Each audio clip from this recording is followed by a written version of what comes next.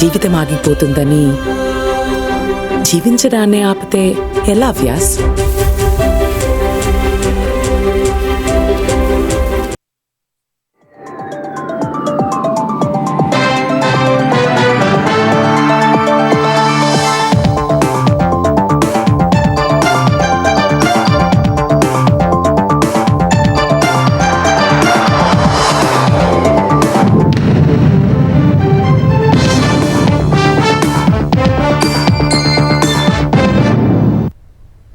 నమస్కారం, ETV news కి స్వాగతం. ముందుగా ముఖ్యాంశాలు. చెట్లు పెంచని వారికి గాలి పీల్చే అర్హత లేదన్న చంద్రబాబు. పర్యావరణ పరిరక్షణలో ఏపీ దేశానికి ఆదర్శంగా ఉండాలని పిలుపు. పర్యావరణ దినోత్సవ వేళ సింధూర్ మొక్క నాటిన ప్రధాని. మహిళల పరాక్రమానికి చిహ్నమని అభివర్ణించిన మోదీ.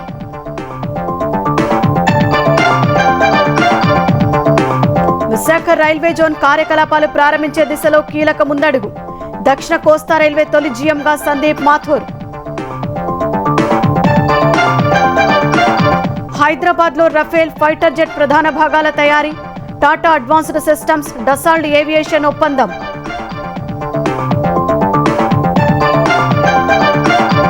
సుదీర్ఘంగా సాగుతున్న తెలంగాణ కేబినెట్. ఆదాయ వనరుల సమీకరణ, రాజీవ్ యువ వికాసం, ఇందిరమ్మ ఇళ్లపై చర్చ.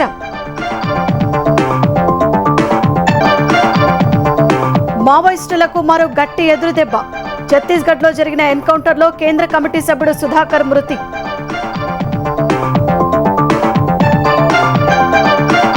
అమెరికా వీసా ఇంటర్వ్యూలకు ప్రత్యేక విధానం తెచ్చే యోచనలో ట్రంప్ సర్కార్. $1000 చెల్లిస్తే వేగంగా ఏర్పాటు.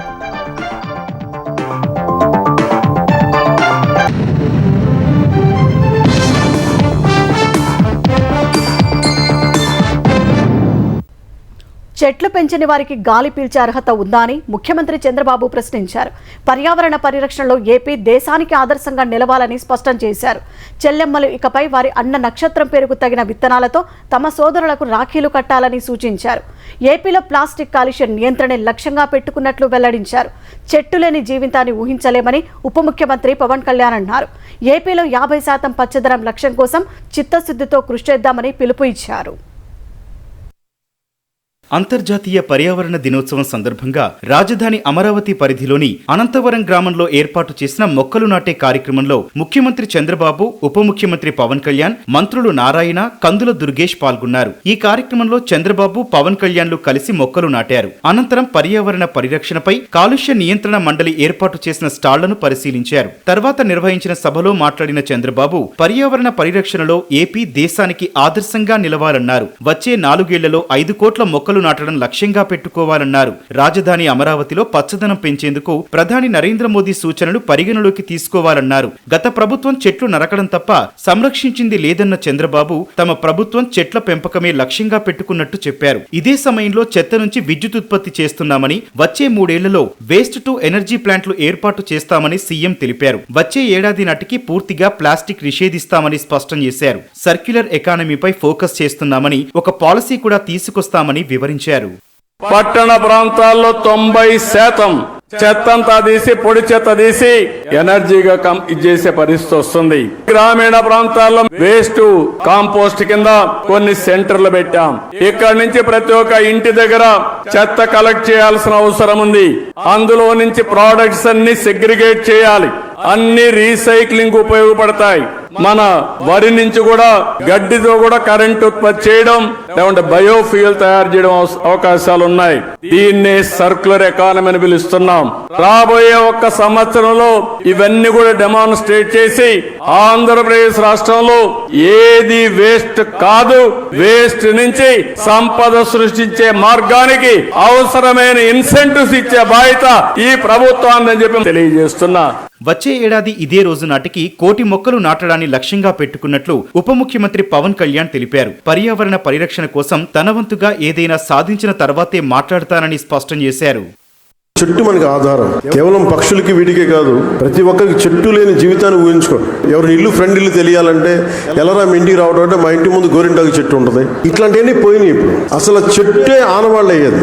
అలాంటి చెట్లని మనం సంరక్షించుకోవడం మానేసాం. కానీ అదృష్టవశాత్తు మనకి ప్రకృతిని పరిరక్షించగలిగే అవగాహన ఉన్న ఒక బలమైన వ్యక్తి మనకి ముఖ్యమంత్రిగా ఉన్నారు. మనకి ఈరోజు మా అందరికీ కూడా ఆయన ఇచ్చిన టార్గెట్స్ ప్రతి చోట 33% ఉండాలి ఫారెస్ట్ కవర్ అంటే, వాటిని స్ఫూర్తిగా తీసుకొని వచ్చే సంవత్సరం ఆయన మీద మనం పెట్టిన బాధ్యతని బలంగా నిర్వర్తించి ఆయన మెప్పు పొందేలాగా మనందరం ముందుకెళ్లాలని మనస్ఫూర్తిగా కోరుకుంటూ సెలవు తీసుకున్నాను.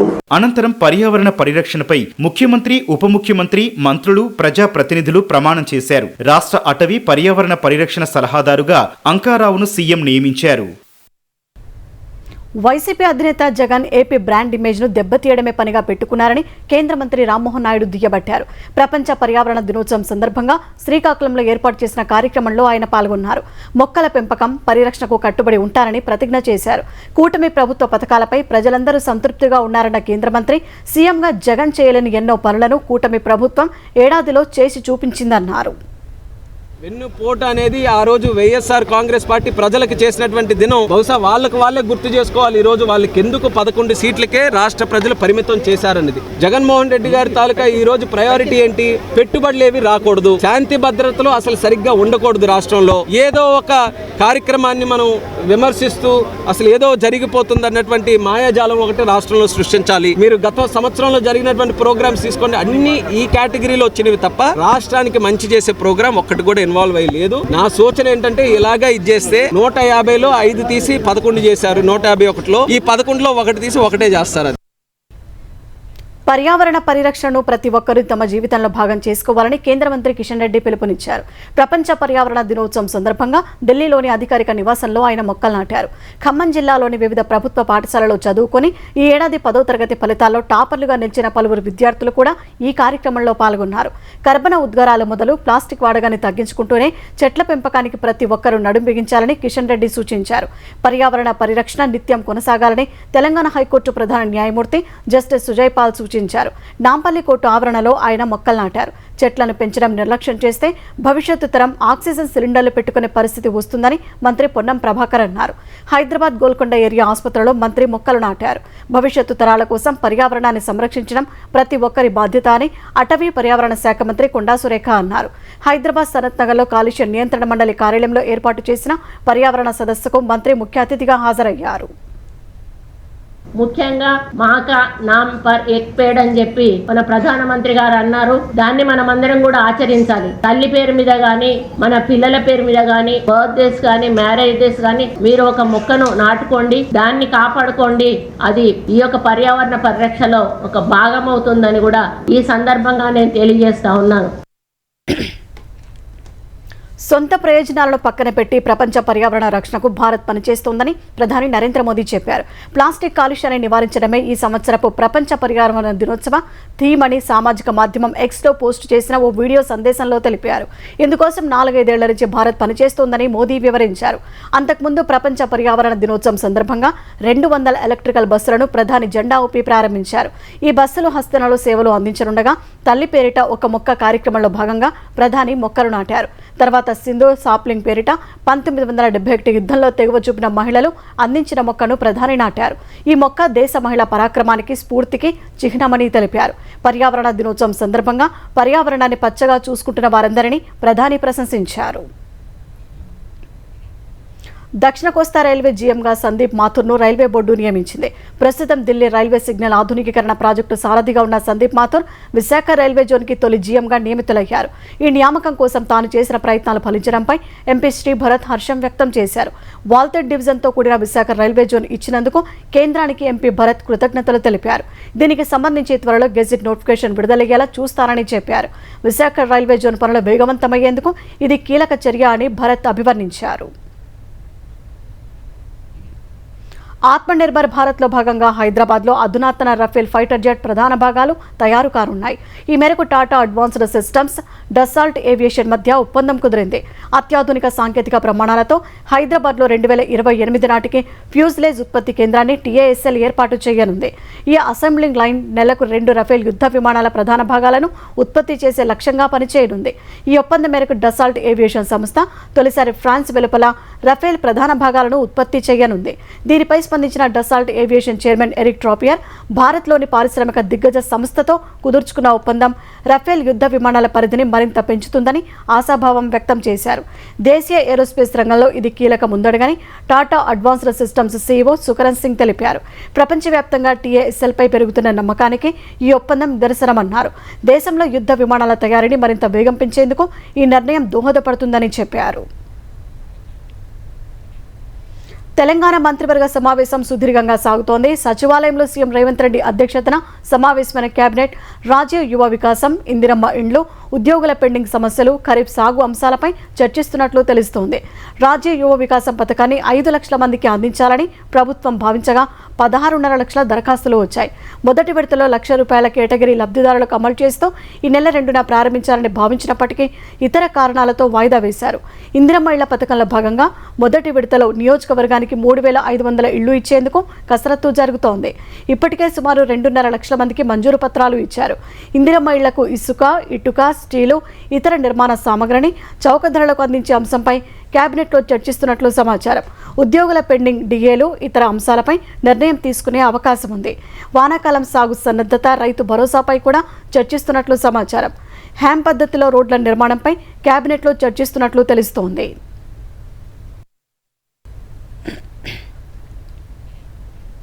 కాళేశ్వరం ప్రాజెక్టు అంశాలపై విచారణకు రేపు జస్టిస్ PC ఘోష్ కమిషన్ ముందు మాజీ మంత్రి ఈటెల రాజేందర్ హాజరు కానున్నారు. ఈ నెల 9న మరో మాజీ మంత్రి హరీష్ రావు, ఈ నెల 11న మాజీ సీఎం కేసీఆర్ కాళేశ్వరం కమిషన్ విచారణకు హాజరు కావాల్సి ఉంది. కాళేశ్వరం ప్రాజెక్టుకు సంబంధించిన అంశాలపై నిర్వర్తించిన బాధ్యతలపై జస్టిస్ PC ఘోష్ కమిషన్ వారిని ప్రశ్నించనుంది. వారు లిఖితపూర్వకంగా అఫిడవిట్ రూపంలో ఇచ్చినా కమిషన్ వాటిని పరిగణలోకి తీసుకునే అవకాశం ఉందని తెలుస్తోంది. ఇప్పటికే 3 నేతలకు నోటీసులు పంపిన కమిషన్ అందుకు అనుగుణంగా ప్రశ్నావళి సిద్ధం చేసినట్లు సమాచారం. మావోయిస్టు పార్టీకి మరో గట్టి ఎదురుదెబ్బ తగిలింది. మావోయిస్టు అగ్రనేత, కేంద్ర కమిటీ సభ్యుడు సుధాకర్ ఎన్కౌంటర్లో మృతి చెందారు. ఛత్తీస్గఢ్ బీజాపూర్లోని ఇంద్రావతి జాతీయ పార్క్ వద్ద జరిగిన ఎన్కౌంటర్లో సుధాకర్ అలియాస్ గౌతమ్ అలియాస్ సింహాచలం మృతి చెందారు.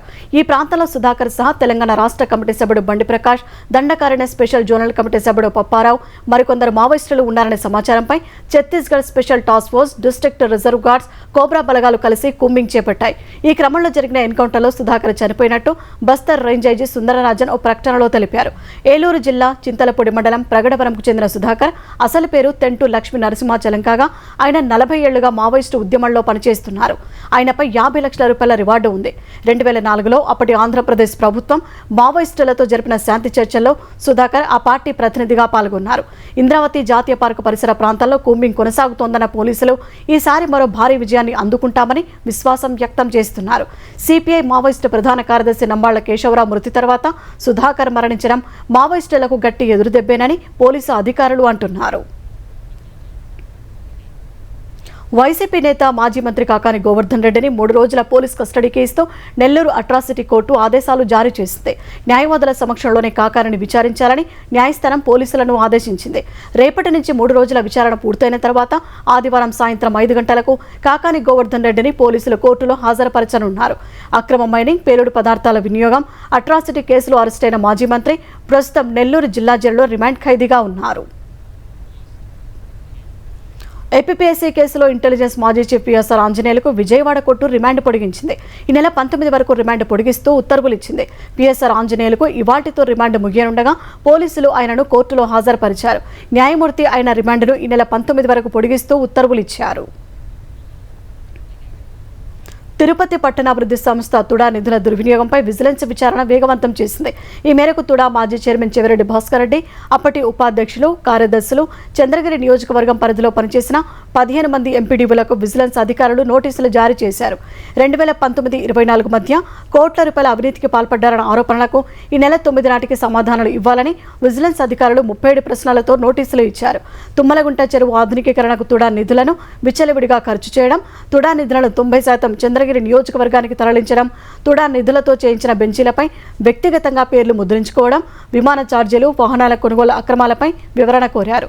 చెవిరెడ్డి కుటుంబానికి చెందిన సీఎంఆర్ కంపెనీ ద్వారా తుడా నిధులతో పనులు చేపట్టిన తీరుపై విజిలెన్స్ అధికారులు వివరణ కోరారు.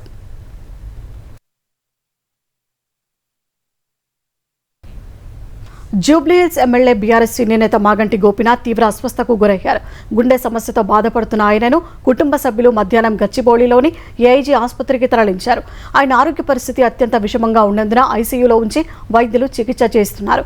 ఈ విషయం తెలుసుకున్న మాజీ మంత్రులు హరీష్ రావు, వేముల ప్రశాంత్ రెడ్డి, బీఆర్ఎస్ ఎమ్మెల్యేలు మాధవరం కృష్ణారావు, కేపీ వివేకానంద, ముఠా గోపాల్, ఎమ్మెల్సీ దాసోజు శ్రవణ్, ఇతర నేతలు ఏఐజీ ఆసుపత్రికి వెళ్లారు. గోపీనాథ్ ఆరోగ్య పరిస్థితిపై వైద్యులను అడిగి తెలుసుకున్నారు.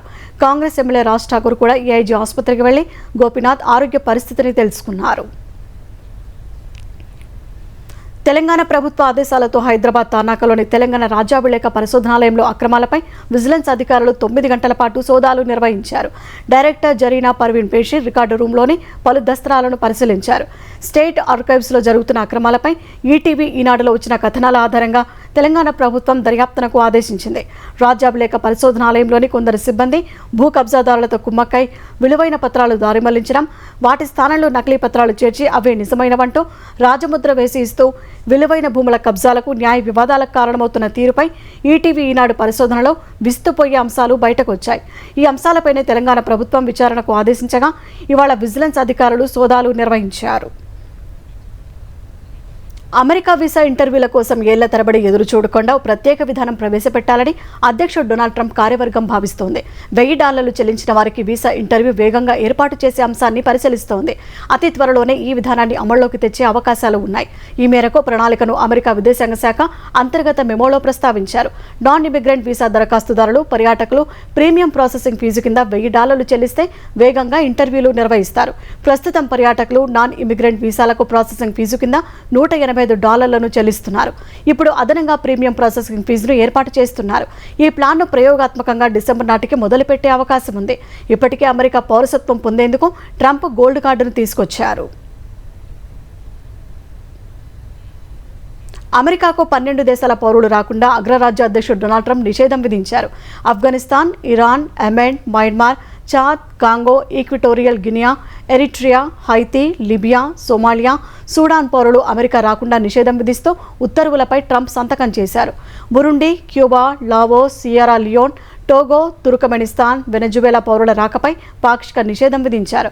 కొలరాడోలో బోల్డర్ కౌంటీలో యూదులకు నిప్పు పెట్టిన వ్యక్తి వద్ద సరైన పత్రాలు లేవని గుర్తించారు.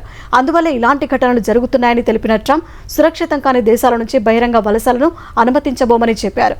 ట్రంప్ మొదటిసారి పదవి చేపట్టినప్పుడు పలు ముస్లిం దేశాల పౌరుల రాకపై నిషేధం విధించారు. 11 ఏళ్ల పాలనలో ఎన్డీఏ ప్రభుత్వం పేదల సంక్షేమం కోసమే పరితపించి పనిచేసిందని ప్రధాని నరేంద్ర మోదీ స్పష్టం చేశారు.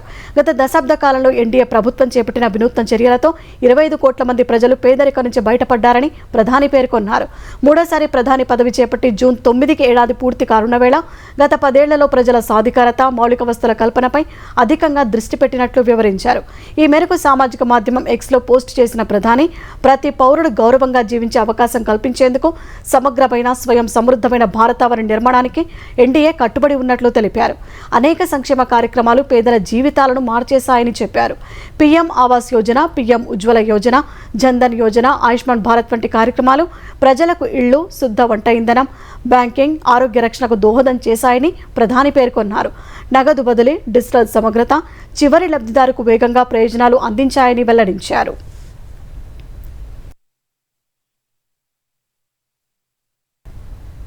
ఆర్సీబీ విజయోత్సవ పరేడ్పై గందరగోళం, ఉచిత పాసులు, విపరీతంగా వచ్చిన జనం, చిన్నస్వామి స్టేడియంలో పరిమితంగా ఉన్న సీట్లు బెంగళూరు తొక్కిసలాటకు ప్రధాన కారణాలని పోలీసులు భావిస్తున్నారు. టికెట్లు ఉన్నవారే కాకుండా లేనివారు చిన్నస్వామి స్టేడియంకు వచ్చినందున తలెత్తిన గందరగోళం తొక్కిసలాటగా మారిందని అంచనాకు వచ్చారని కర్ణాటక సీఎం సిద్ధరామయ్య చెప్పారు. స్టేడియం సామర్థ్యం 35,000 ఉంటే 2-3 లక్షల మంది వచ్చేశారని తెలిపారు. ఇంతమంది వస్తారని ఎవరూ ఊహించలేదన్నారు. చిన్నస్వామి స్టేడియం గేట్లు చిన్నగా ఉండగా వాటి ద్వారా ప్రజలు ఒక్కసారి లోపలికి వెళ్లేందుకు ప్రయత్నించగా అవి విరిగి తొక్కిసలాటకు దారితీసిందన్నారు. అన్ని అంశాలు దర్యాప్తులో తెలుస్తాయన్నారు. ఎలాంటి విజయోత్సవ ర్యాలీ ఉండబోదని పోలీసులు చెప్పగా మధ్యాహ్నం 3:14 సాయంత్రం 5 గంటలకు విజయోత్సవ ర్యాలీ నిర్వహిస్తామని ఆర్సీబీ యాజమాన్యం తెలిపింది. shop.royalchallenges.com లో ఉచిత పాసులు తీసుకోవచ్చని సామాజిక మాధ్యమం ఎక్స్లో ఆర్సీబీ పోస్ట్ చేసింది. భిన్న ప్రకటనల మధ్య అభిమానులు స్టేడియం వద్దకు చేరుకొని గేట్లు ఎక్కేందుకు ప్రయత్నించడం తొక్కిసలాటకు దారితీసిందని పోలీసులు చెప్పారు. అటు నిన్నటి తొక్కిసలాటలో చనిపోయిన వారి కుటుంబాలకు ఆర్సీబీ యాజమాన్యం 10 లక్షల చొప్పున ఆర్థిక సాయం అందించనున్నట్టు ప్రకటించింది. బెంగళూరు తొక్కిసలాట విషయంలో సీఎం సిద్ధరామయ్య, ఉప ముఖ్యమంత్రి డీకే శివకుమార్ తీరుపై బీజేపీ మండిపడింది. ప్రజల భద్రతపై కాంగ్రెస్ సర్కారుకు పట్టింపే లేదని దుయ్యబట్టింది. అంతమంది అభిమానులు వస్తారని ఊహించలేదన్న వ్యాఖ్యలపై బీజేపీ కర్ణాటక అధ్యక్షుడు బీవై విజయేంద్ర, సీనియర్ నేత ఆర్ అశోక మండిపడ్డారు. తొక్కిసలాటకు బాధ్యత వహిస్తూ ముఖ్యమంత్రి సిద్ధరామయ్య రాజీనామా చేయాలని ఆర్ అశోక డిమాండ్ చేశారు. తొక్కిసలాటలో అమాయకులు చనిపోవడం ప్రభుత్వం చేసిన హత్యనని ఆరోపించారు.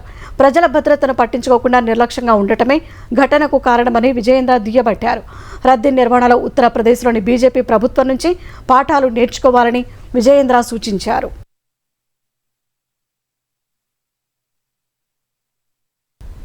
పహల్గామ్ ఉగ్రదాడి ఆపరేషన్ సింధూర్ తర్వాత ప్రధాని నరేంద్ర మోదీ తొలిసారి జమ్మూ కాశ్మీర్ పర్యటనకు వెళ్లనుండగా అక్కడ కట్టుదిట్టమైన భద్రత ఏర్పాటు చేశారు. ఈ పర్యటనలో ప్రధాని మోదీ రేపు 46,000 కోట్ల రూపాయల విలువైన అభివృద్ధి ప్రాజెక్టులకు ప్రారంభోత్సవాలు, శంకుస్థాపనలు చేస్తారు. ఉదంపూర్, శ్రీనగర్, బారాముల్లా రైల్వే లింక్ ప్రాజెక్టులో భాగంగా నిర్మించిన ప్రపంచంలోనే అత్యంత ఎత్తైన చీనాబ్ రైల్వే వంతెనను ప్రధాని జాతికి అంకితం చేస్తారు. దేశంలో తొలి తీగల రైల్వే వంతెన అంజీ బ్రిడ్జ్ కూడా ప్రారంభిస్తారు. అనంతరం కట్రా శ్రీనగర్ కట్రా వందే భారత్ రైలును ప్రారంభించనున్నారు. 272 కిలోమీటర్ల పొడవైన ఉదంపూర్, శ్రీనగర్, బారాముల్లా రైల్వే లింక్ ప్రాజెక్టుతో దేశ రైల్వే నెట్వర్క్తో జమ్మూ కాశ్మీర్ పూర్తిగా అనుసంధానం కానుందని అధికారులు తెలిపారు. ఈ ప్రాజెక్టు కోసం కేంద్రం 43,780 కోట్లు ఖర్చు చేసింది. అటు ప్రధాని పర్యటన కోసం జమ్మూ కాశ్మీర్ పోలీసులు, సైన్యం భద్రతను కట్టుదిట్టం చేసింది. జమ్మూ కాశ్మీర్ పోలీసులు, పారామిలిటరీ అధికారులు, ఆర్మీ ఉన్నతాధికారులు, నిఘా అధికారులు స్వయంగా భద్రతా ఏర్పాట్లను పర్యవేక్షిస్తున్నారు. పాక్ సరిహద్దులో కూడా భద్రతను పెంచారు.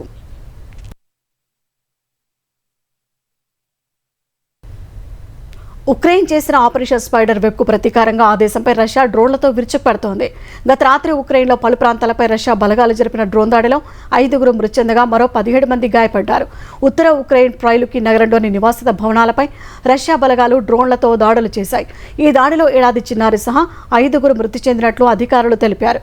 కొద్దిసేపటికే ఖర్కివ్లో 2 నివాసిత భవనాలపై రష్యా మరో డ్రోన్ దాడి చేయగా ఓ గర్భిణీ, చిన్నారులు సహా 17 మంది గాయపడినట్టు అధికారులు పేర్కొన్నారు. డ్రోన్ దాడి తీవ్రతకు భవనాల్లో మంటలు చెలరేగి పలు వాహనాలు కాలిపోయాయి. అమెరికా అధ్యక్షుడు డొనాల్డ్ ట్రంప్ రష్యా అధినేత పుతిన్తో ఫోన్లో మాట్లాడిన కొద్ది గంటల్లోనే ఈ దాడులు జరిగాయి.